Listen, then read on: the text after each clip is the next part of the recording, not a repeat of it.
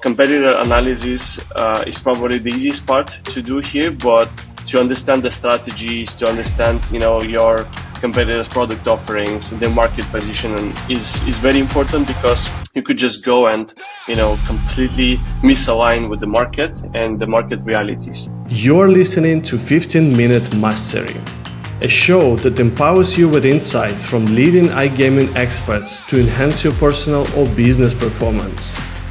The show is brought to you by the AI-powered data analytics platform Blask and supported by tech-driven affiliate and media company Already Media, Lala Stars, the leading casino partnership program, and Next.io, the world's iGaming community. Hello and welcome to 15-Minute Mastery. Today we begin a special 3-part series with Belianin on winning the market share game in iGaming. Dimitri is a veteran in the iGaming industry with extensive experience in marketing and business strategy. In this first episode, we'll focus on the fundamentals of market research in the industry. Welcome, Dima. Hey, John. Right, so let's dive in. Dimitri, can you begin by explaining what market research means specifically in the context of iGaming? Okay, let me start with saying that probably market research in iGaming is probably one of the most undervalued techniques, and I don't think that many companies are utilizing this well enough.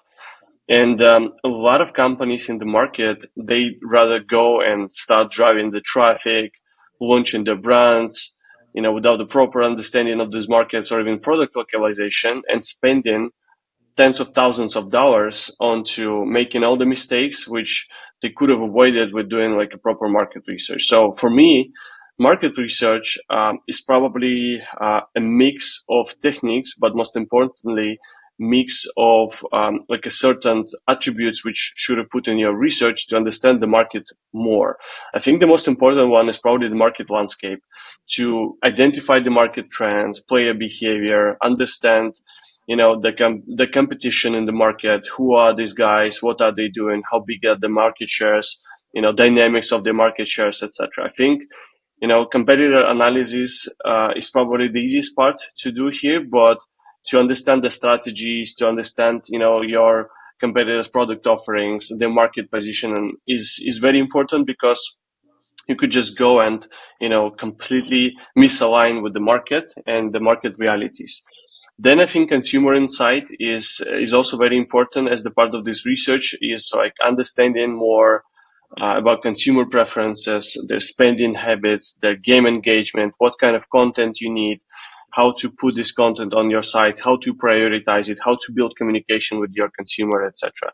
And probably the last one, but not the least, for me, will be regulatory impact, to understand what is the status of regulation in these markets, to understand how it influenced the markets in the past, because some of the markets, Kenya is probably my all-time favorite example, could have just die overnight with the wrong regulatory decisions. So I think these are like my key 4 pillars to approach the market research.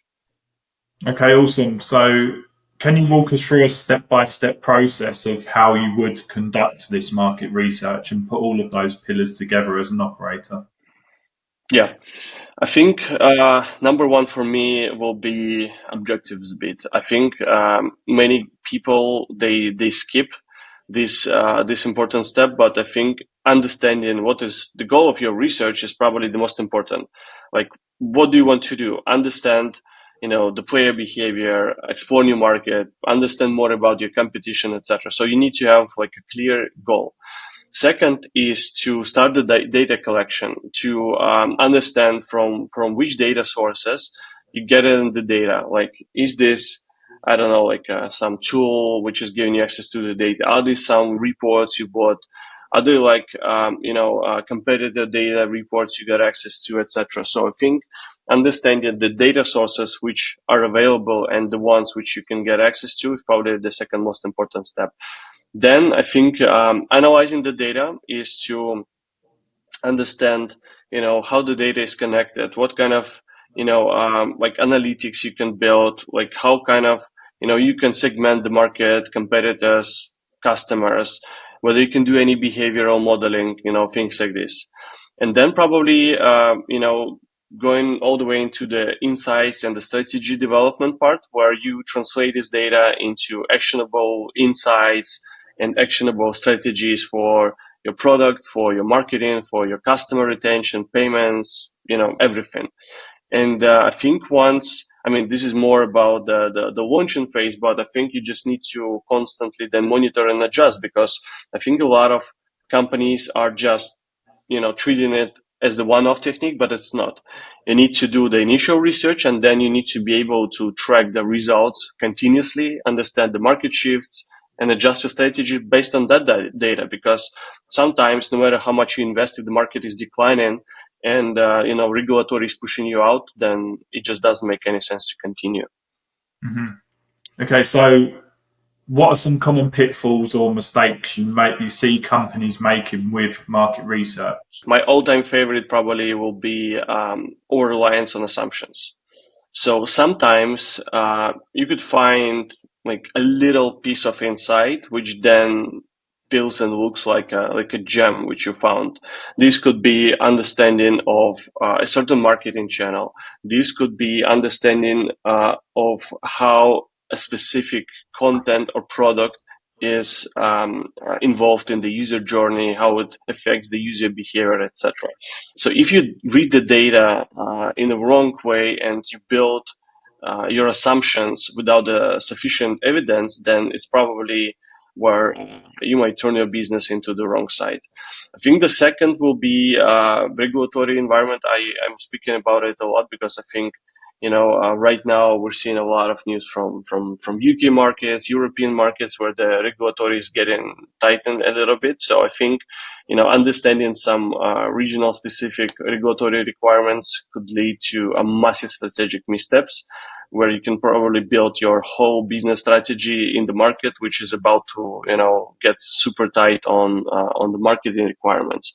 I think another one will be completely ignoring the player experience, like focusing on financial data, focusing on regulatory data, focusing on competitors, but not focusing on your most important point of contact, which is the player. So completely skipping the part about how to make the player satisfied, how to make him engaged, how to steal the player from the competition, how to make him involved more with your brand rather than the others. And I think the last one will be just getting too much data.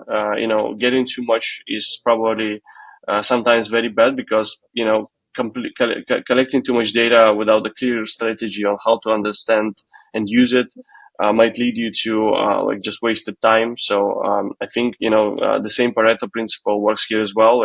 20% of the data will lead you to 80% of the right decisions. So I think data overload is probably the last bit for me here. Mm-hmm. And obviously, in the past, market research could possibly be a huge undertaking, especially when you're trying to collect a huge amount of data. But how's technology changing that and changing the way we conduct market research in iGaming? And particularly, are there any tools or platforms you recommend that you can add into your market research process?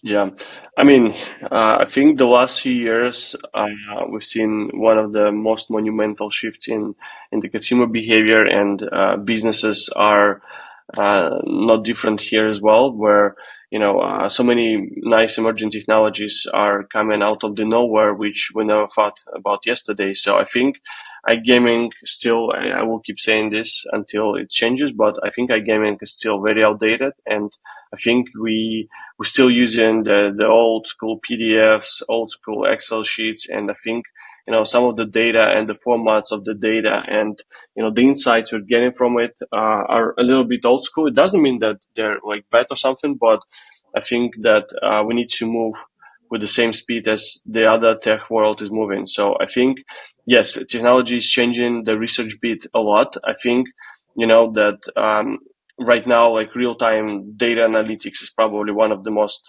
undervalued techniques in iGaming. Sometimes I'm having a chat with people and they're saying, we're analyzing the data once per 5 days, once per 7 days. I'm like, oh my God, this is not enough, right?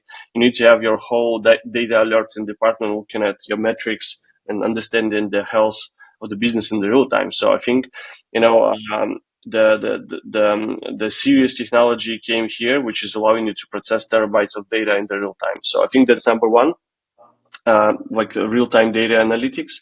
I think number two is, AI, right? So everyone is talking about it. I think AI and machine learning. So these tools are increasing your chances of understanding, and predicting player behavior, optimizing your marketing efforts, understanding the trends in the industry, what's going on, etc. So I think if you ask me about the tools, I think I'm quite biased here. I will always go and recommend Blast because this is where I'm involved the most, and this is where I think I try to combine all the pain points from all the industry and my vision on how the market research should have been done. And I think this is where I can recommend this for now. But I think if you're talking about some little niche tools, probably this could have been stats drawn for affiliate marketing. These guys are doing a great job in terms of analytics. If you're talking about the sports data or like marketing research data, I could recommend the Sport Radar. These guys are doing a great job. They have a really good programmatic product. I know that they got some multi-channel attribution modeling as well. So I think these guys are good. So I think there is no specific tool to answer all of your questions. This is where the Blask is going right now, to be able to answer all of your questions in just one place. But there is a set of like different various tools available in the industry, which one could give you the answer on the sports data, another one casino data, third one on affiliate data, etc. And yeah, I mentioned a few of my favorite ones. Mm-hmm. And previously you mentioned the Pareto principle. What is the 80-20 here? And for argument's sake, if you had a company with limited resources, what are the crucial aspects of market research that they should focus on to get started?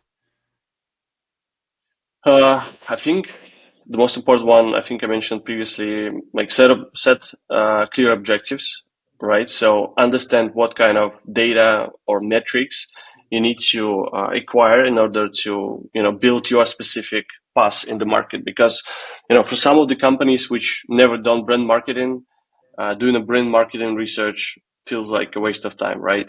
So I think setting goals and objectives and focusing on key metrics. I will suggest metrics such as like acquisition cost, lifetime value, retention metrics like cohorts metrics, churn rate.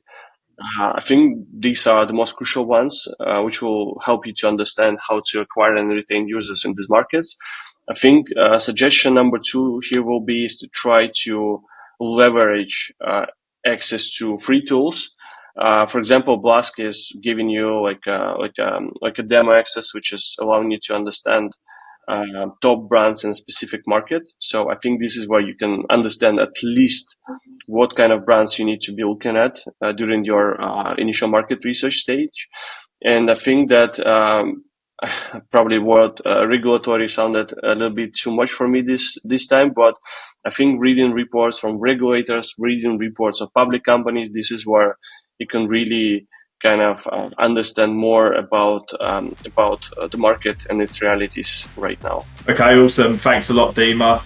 You've given some great insights for part one, and for everyone watching, part two will be available soon, so make sure you subscribe to catch it. Thanks, everyone.